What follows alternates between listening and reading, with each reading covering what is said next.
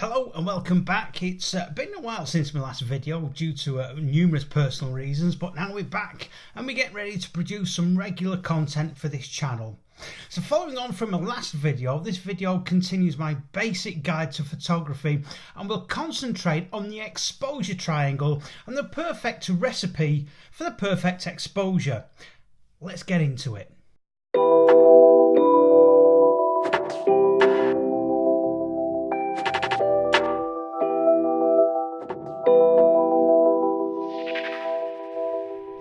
Right, let's get one thing clear. There isn't such a thing as the perfect exposure. It depends on what you're shooting and the look that you're going for. Now, I shoot mainly portraits and there's times where I have to underexpose to get the shot that I'm looking for. And there's times where the shots where I have to overexpose the background to get the look that I'm after. So when you look at the back of the camera, it will tell you that getting the exposure slap bang right in the middle on the indicator will give you the perfect exposure. Yes, it will, but don't get hung up about having to get the indicator right slap bang in the middle every time. It's about the look that you're after out of a shot. So, what is the exposure triangle? Aperture, shutter speed and ISO make up the three sides of the exposure triangle. They work together to produce a photo that is properly exposed. If one variable changes, then at least one of the others must also change to maintain the correct exposure. Shutter speed is the length of time that light is allowed to hit the sensor and is measured in seconds. It's probably the easiest of the exposure triangle sides to understand. Basically, to double the amount of light we need to double the length of the exposure. For example, moving from a shutter speed of 1/60th of a second to 1/30th of a second will add a stop of light because the shutter will remain open twice as long. Changing from a shutter speed of 1 second to 1/8th of a second will decrease the exposure by 3 stops. In simple terms, the faster the shutter speed is, the less light is allowed to hit the sensor. Let's take a look how different shutter speeds can change the look of a picture.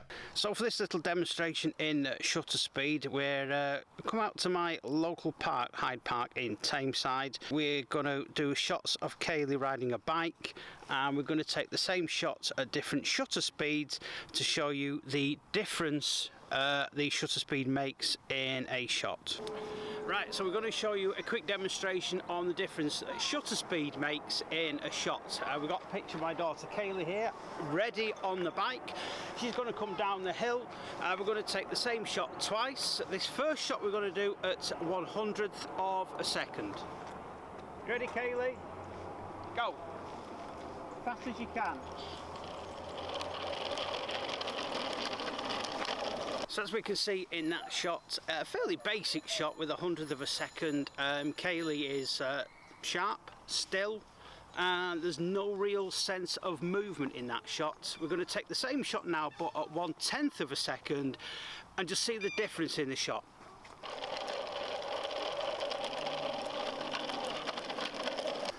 There we go, so there's a second shot at f10. As you can see, everywhere else around the picture is sharp and in focus. Kaylee out of focus, but the change of the shutter speed down to 1/10th of a second gives you a dramatic sense of movement. So the second part of the exposure triangle is aperture. The aperture refers to the size of the circular hole in the lens that lets in the light. The bigger the hole, the more light that reaches the sensor. In fact, each time you double the area of that opening, you double the amount of light or increase the exposure by 1 stop. On the other hand, if you halve the area of the opening, you are halving the amount of light that's hitting the sensor, and yes, you guessed it, that will decrease the exposure by 1 stop. So, like the shutter speed, the bigger the aperture number is, then less light will be hitting the sensor. Aperture also controls your depth of field in a shot and can be crucial when it comes to the look of a shot.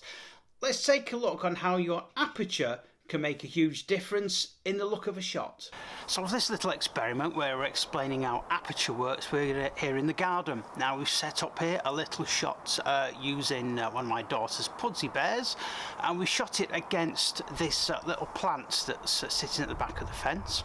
We're going to shoot this shot at two different apertures, one which is 5.3, which is the widest that this lens will go to, and then we're going to shoot the same shot at f/22 to have a look at the difference. So as you can see, shot at f/5.3, the background is very blurry. It's some nice bokeh there, and it really brings out the Pudsey bear as the center focus of the shot. So let's take the picture at f/22. As you can see, Pudsey bear is still in focus, but so is the background.